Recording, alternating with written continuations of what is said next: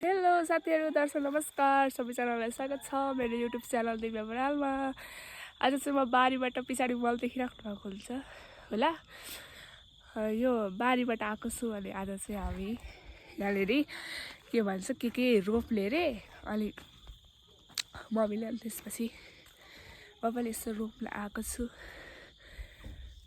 है। त्यो साथीहरू देख्न सक्नुहुन्छ लसुन सबै खासै कतिले चाहिँ केही छैन। यो रहेको छ बकुला, यो मटरहरू त झन् मरि नै सकिरहेको छ। अनि त्यसपछि यो पनि सबै मटर रहेको छ। अनि त्यसपछि साग पनि भर्खर सानै छ। उतापट्टि पर साग थियो हाम्रो, त्यो अहिले सकिसकेको छ। अनि त्यसपछि सबै हाम्रो ठाउँमा चाहिँ बाँदरकै खाइदिँदैन। अनि यो चाहिँ सबै सट्टा लगाएर यो थाङ्रा लगाएको चाहिँ सिबिरहेको छ। अनि यो सागहरू सबै पानी लगाउनुपर्ने यस्तो भइरहेछ हो हाम्रो चाहिँ। अनि यहाँनिर चाहिँ अब खनेर बिरुवाहरू रोप्ने हामीले चाहिँ मम्मीले चाहिँ मलाई खल्लाइछ भनेर म आउँदा हेरेको छ रोपिसक्नु भएको छ। यति खालि कोपी रोपेको है। यो चाहिँ अहिले भर्खर आएको मम्मीले। अब उता खनेर चाहिँ अर्को रोप्ने फेरि। अनि रोप्न त रोप्नु ठिकै हो कि साथीहरू, तर बाँदरले गरेर चाहिँ केही खानु दिँदैन क्या। अनि त्यही भएर चाहिँ रोपेर नै जाँगर यही नचल्ने क्या। अनि अब यहाँ खन्छु साथीहरू। अनि अब खनेर चाहिँ के रोप्ने भने यहाँ राख्छ है, यो कोपीको बिरुवा रोप्ने हो होइन। अनि त्यसपछि यो प्याजको बिरुवा हो, यो प्याज रोप्ने हो। अनि यो पनि प्याज रोप्ने हो। अनि यो पनि प्याज रोप्ने हो साथीहरू। तिनवटा प्याज। अनि मम्मीले के लिएर आउँदै हुन्छ, मम्मी आउँदै हुन्छ ऊ हाम्रो मम्मी हो। उहाँ चाहिँ कसैले कोही नयाँ हुनुहुन्छ चिन्नु भने उहाँ चाहिँ मेरो मम्मी हो। अनि यति टमाटर यति मात्रै हो रोप्ने। अलिक त्यो त रोपिसक्नु भएछ त ए अहिले उहाँ चाहिँ यता बाँकी छ। फेरि हाम्रो मम्मीको चाहिँ आवाज फेरि साथीहरू नतर्सिनु होला नि, फेरि एकदम कडा छ। फेरि उल्टो पर्दो रहेछ लाइफ पनि के हो कालो कालाउने साग पनि छरेर लसन फेरि त्यसले गर्नु होला।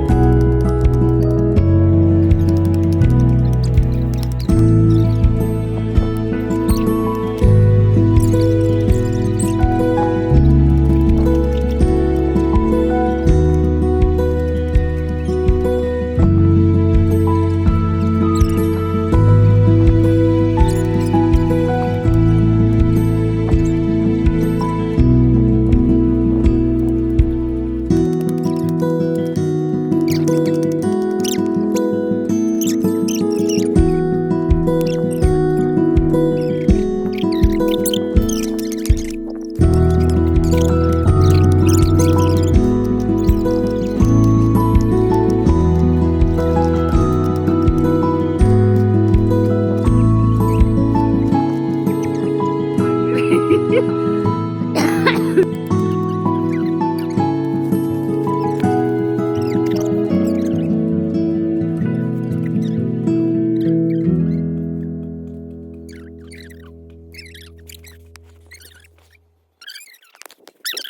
परिसकेको साथीहरू हामीले यहाँनिर चाहिँ साग रोपेर पानी पनि लगाइसकेको छौँ। यो हरियो चाहिँ यस्तो देखिरहेको छ है, राम्रो देखेको छैन। अनि यो चाहिँ सबै उपरसम्म चाहिँ कोपी रहेको छ।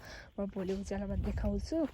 अझै हामीले प्याजहरू चाहिँ रोप्न भ्याएनौँ, रात पऱ्यो। अहिले यता चाहिँ टमाटर भइहाल्यो यो। अनि मैले अलिअलि छट्ट पानी पनि लगाइदिएको छु छेटेर।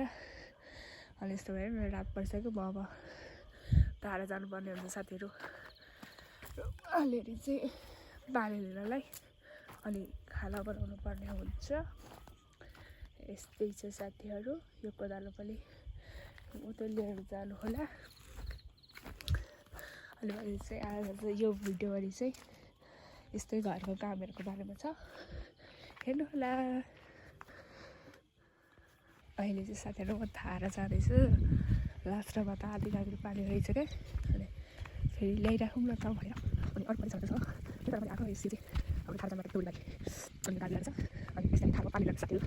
अब गाउँतिर चाहिँ यस्तो हुन्छ। अनि यो चाहिँ अब धारा मैले चाहिँ पानी लाग्छु। मलाई चाहिँ ठुलो खाना खाएर